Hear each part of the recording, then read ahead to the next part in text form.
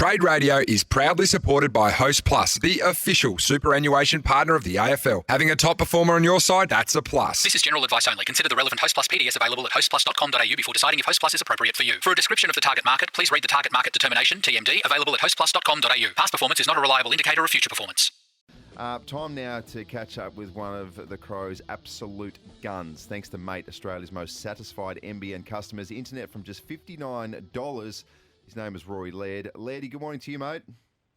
Boys, how are you? Thanks for having me on. Going very well. Mate, how has the holiday been and what have you been up to?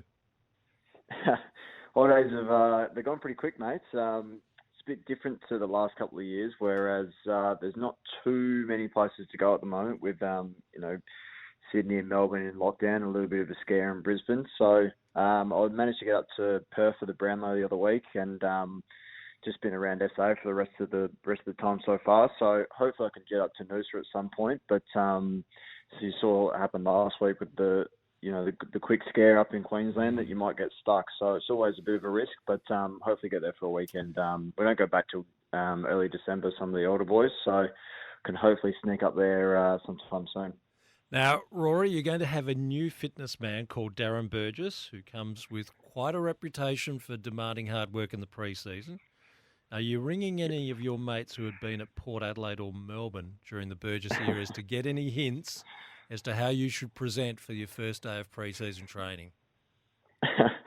I think it's a great coup for the club. I think he's coming at a really good time for us, be able to build up these younger players that we've got and probably crack the whips for some of the older boys like me as well.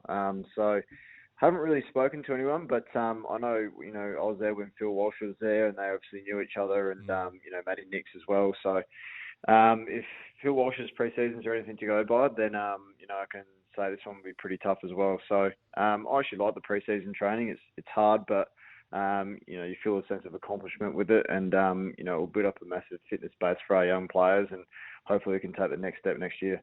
So, Lady, at the stage now of your career where you know exactly what your body needs to be, what sort of condition you need to be, how heavy you need to be, etc., to play your absolute best football? Yeah, it's the last couple of years have been. Obviously, I changed up into the midfield this year, so it's actually changed a little bit for me. I actually found myself pretty fatigued by the end of the season, just in terms of the actual physical nature of being around stoppages, and it's a lot more of a short, sharp kind of change of direction fitness compared to a few more of the longer runs down at half back. So I'm tinkering with that. There's a bit more weights in my program this year just to try and stay on top of that throughout the preseason. I actually drop a bit of weight when I stopped doing them as frequently as I was doing at the club. So just a matter of me, still getting my running in and staying fit and in shape and sort of the weight that I like, but also maintaining the muscle mass. And but I've got into a pretty set routine with it over the years. This is my 10th off season, so I've got a fair idea of what I need to do. Rory, how did you find the Brownlow medal? Yeah, it was good. I didn't realise it was going to be so big, to be honest. Yeah. I went last year to Brisbane, actually, which is a bit of a weird one when they had about the 6 or 7 different ones, and that was literally just us. There was about 10 or 15 of us and some corporates and, sitting in a function room, whereas this one was, pretty much alike to what it was like in Melbourne, but, it's never the complete same, but it was still a massive event, and it was, great to see Ollie get rewarded for a fantastic season. Now, you finished with 16 votes. Were you shortchanged? Well, I've had some of my teammates say that, but no, not at all. One Brodie Smith? yeah, exactly. I think he wasn't even there, so I'm not sure how he made up that I said that. But no, fill us in. What's he said? What's he said about you? Come on, fill us in. No, I think he just guessed. Well, it was Paul Seedsman, Tommy Doday and I there, so I don't know how Brodie somehow got intel on what I said at the night when he wasn't even there. So what's he accused you of? I think he would have. Well, he accused me of wanting more votes, but I'm taking 16 every day of the week, to be honest. I think I had 2 or 3 last year, so I'm happy with that. Well, now here's your opportunity. You can dish back some dirt on Brodie Smith. Oh. Well, there was a reason he wasn't there. I don't think he got a vote or something. He must have 1 or 2 votes. So there's no reason for him to be talking about it when he wasn't even there. Very, very nice. Well played. Mate, 16 votes, it is a good night, but to be honest with you, I felt you probably deserved a few more votes. In terms of your game right now, if you kept on producing that sort of season for the rest of your career, it's fantastic and it's elite. But are there still areas of your game that you think you can improve? Yeah, definitely. I think I'm still working. I work a lot with Nathan Van Bello just around my stoppage craft, and obviously I'm not the biggest bloke going around, and I come up against the likes of Nat Fyfe and David Mundy, and generally the midfielders are a bit bigger than I am, so I've got to work through that. Obviously did it okay this year, and continue to improve on that, and then just being able to sort of break out of stoppages and hit the scoreboard a bit more. I think I kicked 3 goals 8 or something this year, which is a bit frustrating, and it's a lot of them were quick snaps out of the stoppages, and it's something that I've got to practice. As playing half back, I didn't really get a chance to actually venture forward and have a few pings. So not saying kicking goals is everything, but I do enjoy a goal. I haven't kicked too many, so. And it's more so when we're around and I get an opportunity, it can really put pressure on the opposition if we can convert those as a team. So probably a few little key areas, but the main thing is still working on my my ground balls and my hands inside the stoppage. Rory, 3 months ago on Drive, we asked you if you'd had any contact with Jordan Dawson, and you'd played a straight bat. Now it's a little different now. Have you been advising Jordan or meeting with Jordan or telling him what he can expect when he becomes a Crows player after this trade period ends and all the argy-bargy between the Swans and the Crows is done with? Well, to be honest, Reece, that was correct. Back then I hadn't had any contact with him. Obviously he was still playing, and I'm not going to try and talk to someone while they're playing during the season. So I did meet up with him after the season though, and he came to the club and with a chat and a meeting, and showed him around a little bit, and I think he did the same at Port the next day. So it was fantastic to see him choose us, and now it's in the hands of the list management between Sydney and Adelaide. I know this time of year there's heaps of stuff going on and trades here and there and working it out. So I have full confidence in us to be able to get a deal done and secure a super talented player that just came off a career best season. What sort of player are you getting, Letty, to play against him, and from the highlights and everything that you've seen? What's he like on the field, and I suppose off the field as well? What's his personality like? Yeah, I think he's from what I've sort of seen recently, he's pretty reserved, but he's determined. From what he was talking about, he has really high expectations of himself, and you saw that this year he sort of played to a level, and I think he's really excited and keen to be able to keep doing that consistently. So I think he's obviously got the polish, and the outside kicking ability is something that we need, and we've got Paul Season there as well, who's elite at that, and I think Geordie complements him really well. And we saw last year, I think Paul came inside a little bit as well. Around stoppage, he played some centre bounce, and I think Geordie's definitely got the potential to come inside as well. So it's a pretty nice mix in there, and you also add in Wayne didn't play last year, and neither did Matt Crouch. So got a bit of depth in there now, which is super exciting. Rory, have you become an NFL expert, American football? I follow it pretty closely, Rich. I try and get up every week and watch it, and we're in a few fantasy football leagues with some of the boys all around different AFL clubs that used to be at our club, and I'm pretty full on with it. Full on. So we keep getting these texts, Laddie, about Urban Meyer. Can you explain what's happening there? Oh, I'm just kidding. I'm just kidding. Don't worry about that. I don't think he wants to be spoken about on air at the moment. He's not in the good books. So there's a little bit going on there. So which is your team in the NFL?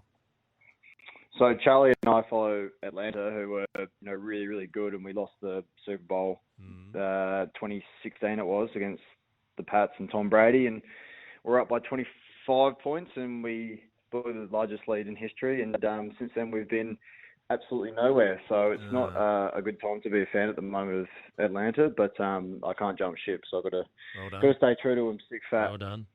Never like to lose players, Laddie, but Jake Kelly, and it is a business now. Did you get a chance to speak to him before he went off to Essendon? Yeah, he gave me a call, and he's actually still here at the moment. So I'm pretty close to Jake as a mate, and we've been doing some runs and a bit of weights together, and it was a pretty clear decision for him. He's from Melbourne, and he had spent 8 or 9 years in Adelaide, and he thought it was the best time to go back and be with his family and, with his friends back in his home state. So I knew he was always going to move back to Melbourne at the end of, his tenure at Adelaide. So I think he thought it was a really good time to do that at that point. And, there was no bad blood there. Free agency helps, doesn't it then, Rory? Yeah, it does. It does. Good time for Jake, and I think he just thought it was a good time, as I said, and I think a lot of the guys that are close with him understand that, and as I said, there's no animosity there at all. Good to hear.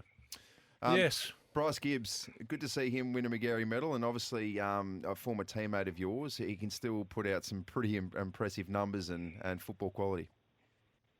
Yeah, he's had a fantastic season. I think he's actually really enjoyed stepping back from the AFL, and obviously a very notable player throughout the last couple of years, and just for him to go back and relax and actually enjoy his footy again, I think it was massive for him, and I think it showed with his elite production throughout the year, and he nearly pushed into a grand final this year. So it's great to see Gibber doing really well, and I think he's actually enjoying the job down there too. So it's fantastic for him. Rory, you know how this works live on radio. You get text messages. Our text line is 0427 154 166. It's not from Brodie Smith. It's from someone saying Uncle Kim. Might be Uncle Kim Dillon. The text message simply says, has Rory taken note that Matt Crouch has announced his engagement and bought a ring for his partner, Ellie? That's all the text message says, Rory.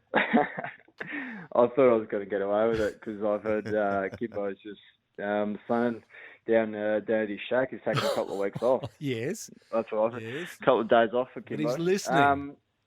Yeah, of course he is. Of course he was. I was actually going to text him yesterday, but of course he found his way onto the show. No, but it is fantastic for Matt. Matt is, I think they've been together 10 years, so a few more years yet, Kimbo. Rightio. No pressure there, Rory. There's a little bit every week. There's pressure with Kimbo. There is. Hey, just on that though, Laddie, who is, I suppose, some of the long-term relationship players who are still not completely locked down? Who's in that bracket with you? If we're doing a betting market, I reckon Tommy Duday would be pretty close to the top. There might be a left field Smokey and Brodie Smith too. Well, but I think that's more because he's over 30. He's getting pretty old, pretty grumpy and all that. So maybe Brodie. Oh dear. But no, I think Tommy Duday would be next. He's pretty loved up, so I reckon he'd be top of the market. Good to hear. Very nice. Right. Well, so no travel plans with any certainty then, Rory? No, nothing at the moment, boys. Okay. I think if there's anything, it would be sort of book it on a Tuesday and go on a Thursday, and just absolutely hope and pray that there's nothing happening up there. But I'm fully vaccinated, so well done. Yes. So I got it yesterday. Got my second one yesterday, and hopefully that counts for something if I do decide to travel. Good to hear. Laddie, just be honest. Well, you'll need to next year. Yeah, exactly. How are you feeling? Because I've had one shot, and I've got to say, the next day it felt like I'd had about 12 beers from the previous day. Yeah, so my first one I was absolutely fine. And then yesterday I was speaking to the lady that gave me the needle, and she said about 11 to 12 hours after you have it, you sort of hit a wall. But last night I was completely fine. I woke up this morning and a bit through my nose, a bit stuffy, and yeah, as you said, I reckon I've only had about 6 or 7 beers. That's what it feels like this morning. It's sort of just a bit slower. I was a bit cold when I woke up, but she just said you just pump yourself full of water, and if you do start to feel bad, take some Panadol, and it does the trick. So other than that, I actually feel not too bad today. So I encourage people to get out and do it. Have you two finally woken up to the fact that maybe the fact that you are actually having beers is the real issue? It feels like 12 beers for me, but that's usual only for 6 you. or 7 for Laddie. So run it off. You can handle a bit better not than on a me. Tuesday, Roach. Hey, not on a Tuesday. Laddie, great to catch up with you this morning. It sounds like the off season's going really well. We're looking forward to when you guys get back into it. But enjoy the next few weeks, mate. Thanks, guys. Thanks for having me on. What a great player, eh? Good to hear that he's vaxxed up. Yes. Enjoying life. Just got to deal with Brodie Smith, that's all. Yeah, exactly. And Uncle Kim. Some nice little Well done, hot Rory shots Laird. between the two. Yeah. Why not join over 1 million traders globally who've already chosen CMC Markets? CMC Markets support you whenever the markets are open with award-winning platforms backed by 30 years experience. So trade your way. Visit cmcmarkets.com. All trading involves risks.